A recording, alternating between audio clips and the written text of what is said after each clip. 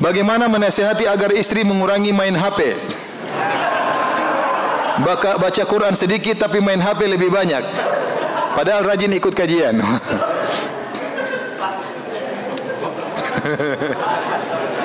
Ini kayaknya banyak yang bilang pas. Kayaknya nasib banyak bapak-bapak seperti itu ya. Nasihati istriku, hidup cuma sebentar ya. Waktu kita sangat mahal. Kata para ulama, al-waktu agla minaz zahab. Waktu itu lebih mahal daripada emas. Kalau emas, dolar, rupiah pergi masih bisa kita cari. Kalau waktu sudah pergi tidak akan kembali. Seandainya waktu tersebut kita gunakan untuk taat kepada Allah Subhanahu wa taala, untuk baca Quran, untuk mengerjakan yang bermanfaat, maka akan mengaruhi nasib kita di akhirat. Surga kita semakin tinggi, kedudukan kita semakin tinggi di akhirat. Tapi waktu kita habis buat lihat HP. Subhanallah, lihat HP, ibu-ibu, HP. Lihat tas model baru. Padahal duit nggak ada. Habis waktu ngeliat-liat gitu, lihat sepatu, ngeliat tas. Ya, saya sekali tidak apa-apa, kodrat wanita suka dengan seperti itu. Tapi jangan saya berjam-jam. Masa lihat tas 1 jam? Waktu kapan baca Quran? Kapan sholat duha? Kapan murajaah Quran? Ngapal aja nggak pernah, kapan murajaahnya? Bagaimana? Ingat sabda Nabi SAW, dia qala li sahibil Quran, Iqra wartaqi warattil kama kunta turattil fid dunya fa inna manzilataka inda akhir ayatin taqra'uha. Bacalah Quran, naiklah derajatmu di surga. Sungguhnya derajatmu di surga sesuai dengan ayat sampai ayat terakhir yang kau baca. Semakin kita banyak Quran, semakin tinggi derajat kita. Ya. Sesekali tidak mengapa, jalan-jalan oke, lihat-lihat tas oke, tapi jangan tiap hari. Bayangkan kalau setiap hari waktu kita habis 2 jam untuk lihat-lihat HP, berita-berita sampah yang tidak ada manfaatnya. Coba 2 kali 7 sudah 14 jam, kali 30 1 bulan sudah 60 jam habis buat tidak bermanfaat. Kalau 1 tahun berapa? Coba itu kita baca buat baca Al-Quran, sudah berapa kali khatam mungkin kita baca Al-Quran. Saya tidak melarang lihat HP boleh, tapi jangan sampai berjam-jam tiap hari. 15 menit oke lah, setengah jam maksimal lah. Lihat terus. Masih banyak kegiatan, ngurus anak-anak, murajaah Quran, ngurus suami. Ya. Ini HP ini musibah. Suami istri dua yang sama-sama pegang HP, sama-sama tersenyum, senyum kepada HP semuanya. Oleh karenanya nasihati ya. Sampai ada suatu pertemuan, saya dengar di radio Quran ya, atau ceramah seorang syekh, mereka buat pertemuan keluarga. Begitu masuk, HP harus taruh di luar, semua taruh di luar. Supaya masuk, enjoy. Kalau masuk di dalam, kemudian masing-masing HP sendiri, repot. Silaturahmi gimana HP sendiri-sendiri? Ketawa-ketawa sendiri, tidak ketawa sama yang di depannya. Masing-masing punya kesibukan sendiri. Ada saatnya berhenti main HP. Ada sih kita main HP, nggak ada masalah. Apalagi kalau suami sudah datang, suami pulang dari kantor, pengen senyum sama istrinya, pengen ngobrol sama istrinya. Jangan pulang dari kantor, suami main HP, istri juga main HP. Apa fungsinya ketemu di rumah kalau masing-masing main HP? Istri saya selama pernikahan, bila saya nasihati dia lebih banyak membantah. Ini isinya curhat semua sekarang.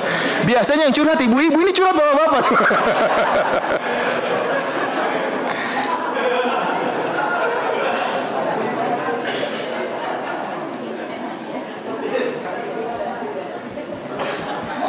Dan kadang-kadang membantah perkataan saya dengan bawa-bawa perkataan keluarganya.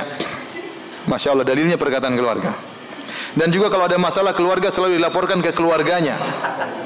Dan keluarganya selalu ikut-ikutan campur dalam keluarga kami. Kini saya diminta pisah dari istri saya dari keluarganya. Allah musta'an. Dan saya belum mau cerai karena memikirkan anak kami. Mohon saran Ustaz, apakah menuruti kemauan dia dan keluarganya untuk cerai atau bagaimana? Padahal segala kebutuhan selama ini saya sudah penuhi. Saya bilang, bicara baik-baik, nasihati, kalau tidak istikharah. Istikharah ya. Hidup seperti ini menderita, keluarga ikut campur, kemudian istri pun sudah bosan dengan ente minta cerai. Mana harga diri seorang suami ya? Tapi cerai itu yang terakhir. Nasihati baik-baik, duduk, pikirkan anak. Mungkin dia tidak sadar. Ini kita sudah punya anak, kita punya keluarga. Kamu kalau menjanda siapa yang mau nanti setelah nasihati baik-baik dari hati, duduk berdua, jangan bicara masalah, jangan ikut keluarga ikut campur, urusan kita tidak perlu keluar. Dan asalnya masalah keluarga tidak boleh keluar. asalnya, kecuali dalam kondisi terdesak, kecuali masalah cerai atau tidak, itu baru mungkin keluarga bisa ikut campur. Kalau masalah nggak boleh keluar. Kalau ini sudah terlalu berlebihan sampai suaminya, keluarga istri sampai ikut campur seluruhnya, maka nasihat baik-baik. Kalau enggak, istikharah. Istikharah. Saya tidak mau juga seorang suami kemudian tersiksa seperti itu, dihinakan sama istri dan keluarganya. Enggak, ya. Suami kapan bisa menjadi pemimpin keluarga kalau begitu caranya? Tapi saya bilang nasihati baik-baik. Kalau perlu datangkan ustaz atau pergi ke ustaz minta nasihati, pergi ke ustaz. Nasihati. Karena bagaimanapun bertahan keluarga itu yang terbaik. Kasihan anak-anak kalau sampai terjadi perceraian.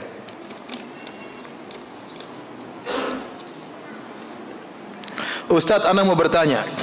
Ana mau menikahi akhwat. Tapi ana kerja masih kontrak di salah satu perusahaan. Apakah saya bisa diterima oleh keluarga akhwat? Enggak tahu saya.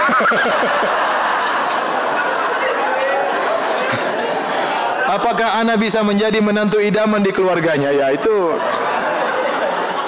Anda kalau mau tahu bisa atau tidak, coba ngelamar coba. Kalau ditolak ya itulah berarti memang Anda tidak diterima. Tapi kalau mau bicara syarat nikah, ya, yang penting Anda bisa kasih makan istri Anda, bisa punya tempat tinggal, ngontrak rumah, itu sudah bisa, tidak jadi masalah. Tidak harus punya rumah sendiri dulu, tidak harus punya kendaraan dulu sendiri, tidak. Yang penting istri makan, punya tempat tinggal. Ya, tapi Anda berdoa kepada Allah Subhanahu wa taala, siapa tahu ada calon mertua yang iba sama Anda, ya. Karena seperti saya katakan, zaman sekarang zaman materi, ya. Tidak ada lagi namanya cinta buta. Semua wanita tahu mana mobil, mana sepeda. Apalagi mertua, ya. Jadi kalau ada dua yang melamar, satu naik sepeda ontel, satu naik mobil, ya itu wajar, hati bercondong kepada mobil itu manusiawi, ya. Oleh karenanya berdoa kepada Allah agar segera diberikan pendamping hidup yang baik. Tapi kalau ada mertua mau terima Anda, itu luar biasa mertua tersebut, ya. Anda harus benar-benar baik sama dia, ya. Ya, jangan lupa diri, ya. Ya, nanti kaya sedikit mulai macam-macam, ya enggak. Ya, ingat, ya. Oleh karenanya berdoa saja, semuanya mudah bagi Allah Subhanahu wa taala. Apakah perbedaan antara budak di zaman Nabi dan pembantu di zaman sekarang, Ustaz? Takutnya ada salah paham sehingga Tuhan dapat menggolek pembantu rumah tangganya. Ya enggak lah, budak sama pembantu lain.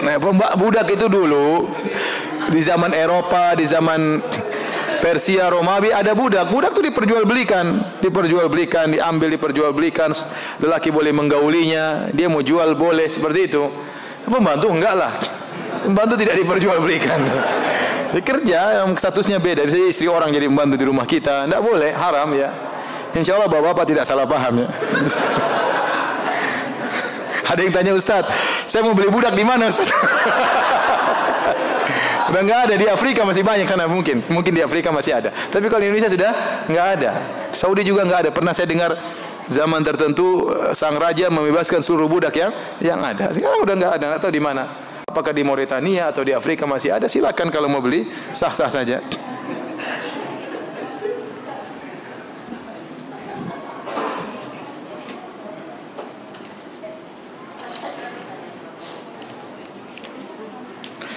Assalamualaikum Ustaz, saya ingin menikah setelah S1, tapi bapak saya menyuruh saya S2 dulu. Nanti sudah S2, S3 dulu. Kasihan, ya. Apa yang harus dilakukan? Semoga bapak saya nonton. Bilang, Pak, sekarang zaman sudah berbeda, Pak. Sekarang zaman maksiat di mana-mana. Tontonan macam-macam, wanita tersebar di mana-mana. Banyak bunga-bunga bertebaran. Ya. Dengan berbagai macam jenis bunga-bunganya, ya.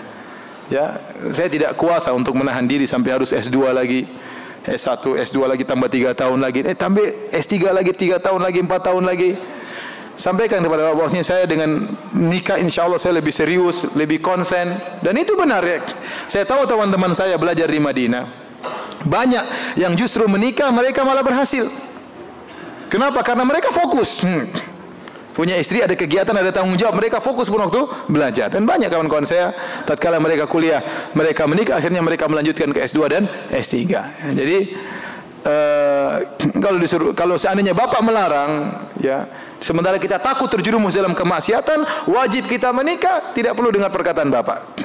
Kalau kondisi sampai demikian, Kalau kita nggak menikah segera melakukan maksiat, lihat macam-macam, mau hubungan cewek macam-macam ini, lebih baik kita menikah.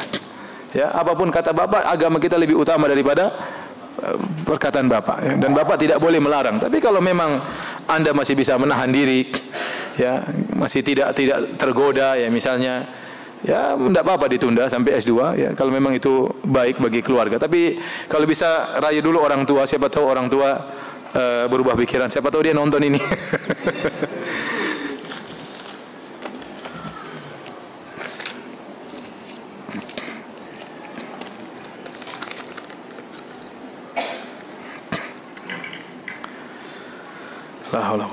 Apakah istri harus patuh pada suami yang sudah menyakitinya, berselingkuh berkali-kali? Masya Allah. Nasihati ya.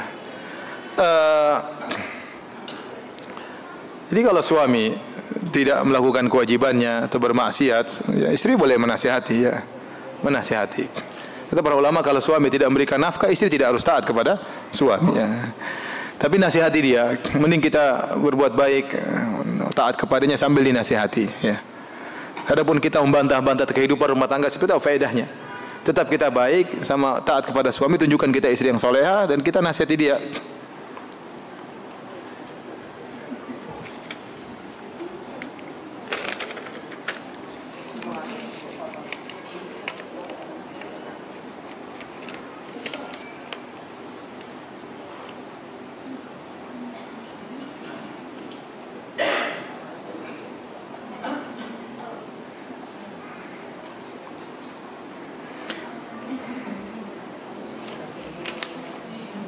Bagaimana cara menasihati tetangga, seorang ibu yang suka memfitnah tetangga lain dengan menyatakan bahwa si ibu A adalah perusak rumah tangganya. Padahal suami ibu ini sudah berusia hampir 60 tahun. Sedangkan ibu A yang difitnah masih muda dan suaminya juga masih muda, berusia 40-an tahun. Jadi ibu yang suka memfitnah ini memang karakter istri kaum Ansor. Enggak lah, ini kaum Ansor bahlul seperti ini. Tukang nuduh, enggak. Ya, maksudnya menguasai suaminya. Boleh kita klarifikasi masalah seperti ini, mengundang RT dan RW, boleh-boleh saja kalau itu baik, panggil dia, enggak boleh asal sembarang nuduh, ya, menuduh istri orang merusak rumah tangganya, enggak apa-apa. Panggil, kemudian didudukan RT RW agar tidak berulang. Kalau memang itu cara yang tepat untuk mendiamkannya.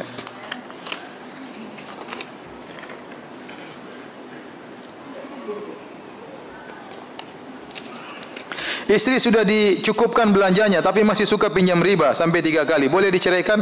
Jangan sedikit-sedikit cerai ya ikhwan ya. Mentang-mentang masih banyak bunga bertebaran kemudian tinggal dicerai petik bunga yang baru. Enggak gampang ya akhi. Ya nasihati berulang, sabar nasihati.